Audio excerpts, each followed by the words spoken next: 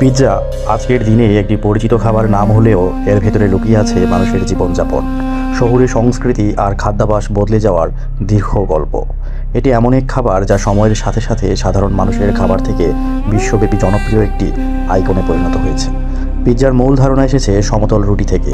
হাজার বছর আগে প্রাচীন গ্রিস ও রোমান সভ্যতায় মানুষ পাথরের উপর রুটি বেক করে তাতে অলিভ অয়েল, ভেষজ পাতা ও লবণ দিয়ে খেত।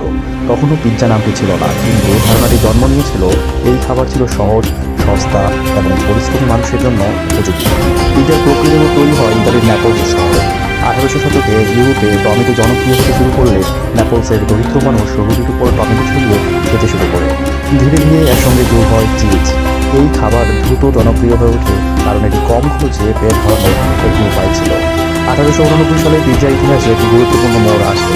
ইতালির রানী মার্গারিটার জন্য তৈরি করা হয় বিশেষ এক পিৎজা, যেখানে টমেটো, চিজ ও ভেসি ব্যবহৃত হয়। এই তিন উপাদান ইতালির জাতীয় পতাকার রঙকে উপস্থাপন করে। এখান থেকেই পিৎজা শুধু রাস্তার খাবার নয়, বরং অভিজাত মহলেও গ্রহণযোগ্যতা পায়। পুষ্টির দিক থেকে পিৎজা একেবারে অস্বাস্থ্যকর নয় যদি উপাদান নির্বাচনে সচেতনতা থাকে। রুটি কার্বোহাইড্রেটের উৎস, চিজ প্রোটিন ও ক্যালসিয়াম দেয়, আর টমেটো সসে থাকে অ্যান্টিঅক্সিডেন্ট। তবে অতিরিক্ত চিজ, প্রসেসড মাংস ও বেশি তেল ব্যবহার করলে এটি স্বাস্থ্যের জন্য ক্ষতিকর হতে পারে।